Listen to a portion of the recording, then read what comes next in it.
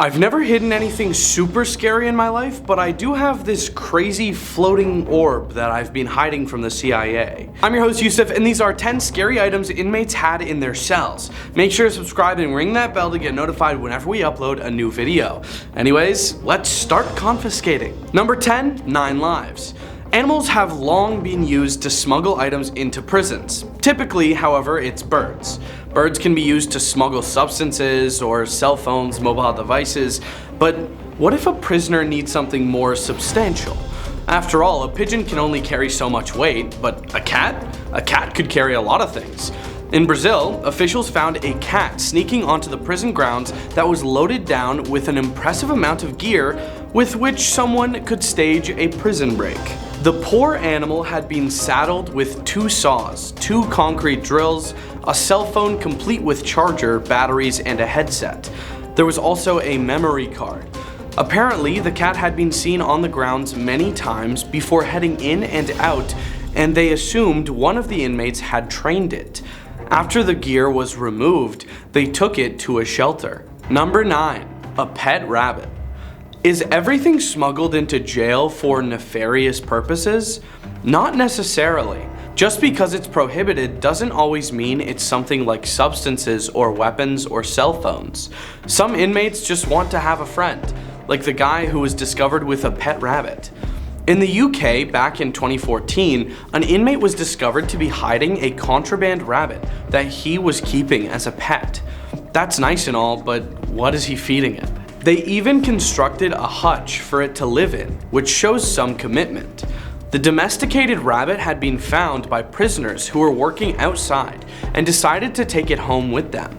The experience was short-lived, and within several days, the rabbit was discovered and sent to an animal rescue. Poor guy got his buddy taken from him. I kind of feel bad. Number 8, karaoke. Karaoke is one of those things that you're either into or you're really not. But some people who are into it are really into it. So much so that even being in prison can't stop them from bursting out their best Drake impression and singing Hotline Bling. Indonesia's Ardalita Suryani was a businesswoman who got 5 years in prison for bribery charges. Whatever she had initially been charged with, she offered the prosecutor $600,000 to drop it. It didn't work out. But lucky for her, she got to put $600,000 to better use, which in this case meant a heck of a suite in prison. Indonesia's prison system is a little shadier than it should be, and that means officials are more open to bribes than they should be. When a TV crew accompanied officials on a surprise inspection, they discovered Suryani's prison cell was basically a luxury apartment. She had sofas and a flat-screen TV, and also a staff. There was a nanny working for her, taking care of the child that also lived in her prison cell. And while Suryani herself was in a different cell getting a laser beauty treatment, officials discovered that she had an adjoining cell that had been converted into a karaoke suite. Number 7, Pruno Wine. Are you really in prison if you don't experience Pruno at least once? This prison toilet wine has been around for years and is a testament to an inmate's ingenuity and also a complete lack of self-preservation. It's a beverage fermented from literally anything a prisoner can scrounge up that may or may not make you go blind when you drink it.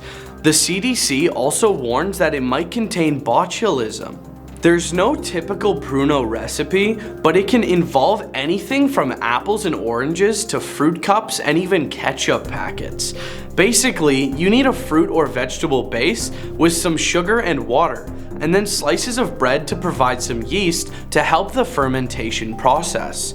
Let it sit in a bag for a while and it becomes alcoholic.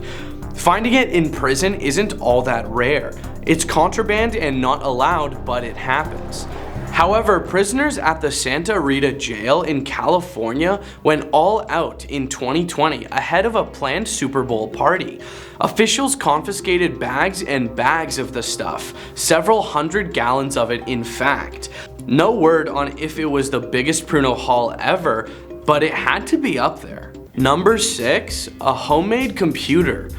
Prisoners have access to computers these days for things like learning and even writing correspondence if they so choose. They're limited in what they can do, of course, and internet access is strictly controlled. Of course, that's just when people follow the rules, and it's safe to assume you can't always expect inmates to follow rules. In 2017, officials in Ohio discovered that inmates had built their own computer and hidden it in the ceiling. The prison had a program that allowed inmates to break down old electronics for recycling. Two inmates working together had stolen bits and pieces while at work until they had enough to make a new computer. Their toy was discovered when officials noticed that a computer on their network had exceeded a daily internet usage threshold. Not only had they built a computer, they got onto the prison's network with it. When it was discovered, officials found recipes for substances, adult content, applications for credit cards, and many more. Number 5, an electric guitar. Obviously, most of the stuff that qualifies as crazy is also illegal. It's mind-blowing to see what prisoners can either smuggle or build. But every once in a while, a perfectly legal and sanctioned item gets produced, and it's so amazing it deserves some recognition. That's the case with Norman Lockamy's electric guitar. Handmade in a prison woodshop, the guitar was named Lady and featured an oak body and a maple headstock. Apparently 1 or 2 items used to finish the guitar were perhaps not 100% prison approved, but it seems like he got away with it since the contraband items were just guitar parts used to make an actual guitar. The end result was an absolute piece of art that looks like something you'd see hanging on the wall of your local guitar shop, and it sounded amazing too. Number 4, paper heads. In a historical context, these papier-mâché heads, created by Frank Morris and John and Clarence Anglin, are some of the most amazing things ever discovered in a prison. They were simple constructs made of toilet paper and soap. The prisoners crafted them in secret during their time in Alcatraz. They used paint from the prison maintenance shop, and they even stole hair from the floor of the prison barber to make them as real as possible. And why would anyone do such a thing? Well, to escape, of course. The 3 men plotted their escape back in 1962. Each one designed a head to put on the pillow of their prison bed. With the covers pulled up, a passing guard would glance in, see a head on the pillow, and assume each man was asleep as he should be. It was so dumb that it was actually genius. The men escaped out of a utility door and used an improvised raft to leave the island. The men were never seen again, and the FBI concluded that they probably drowned. But that's never been proven either. The heads have begun to fall apart in recent years, so 3D scans were taken to preserve them as items of historical significance. Number 3, adult workers. Of all the things you can smuggle into a prison, one of the hardest has to be an actual human. Those are super noticeable, obviously. But if you're crafty enough, you can pull it off. And Florida, because it's always Florida, learned this lesson the hard way when they discovered adult workers in a maximum security facility. And it happened more than once. So how does one get an adult worker into prison without anyone noticing? That involved some lying. In this case, a lawyer for an inmate needs to show up with a paralegal to visit a client. So far, so legal. Things get shifty when it becomes clear that the lawyer is not being honest and the paralegal is no paralegal at all. Apparently, all a lawyer needs to do is sign a form to claim anyone as their assistant, and that is perfectly legal. So, they were bringing in women who had no legal training and were literally just there to entertain the inmates. They'd get a private room because of attorney-client privilege, and the women would strip and give lap dances and such. Several of the women were caught, one performing in solitary confinement, while another was actually having intimate relations with an inmate in a meeting room. Number 2, a glider. It is an acknowledged duty of any prisoner of war to try to escape.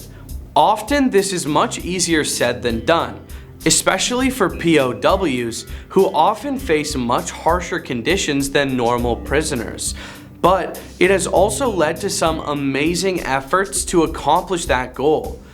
During WW2, British POWs being held at O-Flag IVC, otherwise known as Colditz Castle, were working on their own escape plan. The entire thing hinged on one of the most amazing creations ever to emerge from behind prison walls, a glider. One of the prisoners realized that the roof of the chapel was obscured from sight on the ground. They could do anything up there without any of the people seeing them, and that included launching a glider to get them over the walls and past the river outside. The library of the castle had a book on aircraft design, and the team set to work. They strapped it together from a variety of purloined parts, including floorboards, sheets, and even porridge to seal holes. The prison was actually liberated by American forces before the Brits got a chance to use the glider. Only one photo of the glider plus hand-drawn plans survived. A replica was made years later and flown by remote control off of the roof. It worked like a charm and made it all the way across the river. Number 1. Improvised Weapons. A shotgun made from iron bedposts. Charge made of pieces of lead from curtain tape and match heads to be ignited by AA batteries and a broken light bulb. On May 21, 1984, 2 inmates of a prison in Celle, Germany, took a jailer as a hostage, showed off their firepower by letting go at a pane of bulletproof glass, and escaped by car. A shiv designed as a wooden crucifix, found in an inmate cell in Wolfenbüttel prison, Germany, sometime around 1994, intended for use in an escape or as a general weapon. At that time, a lot of crucifixes were fashioned in prison woodshops until jailers finally figured out their true purpose. Another weapon is a double-barreled pistol. This gun was found along with other homemade firearms in the cell of 2 Celle prison inmates on November 15, 1984. The weapons had been made in the prison's metal workshop. They were loaded with pieces of steel and match heads. Thanks for watching. Leave a like and comment if you enjoyed this one, and we'll see you next time on Crime Time.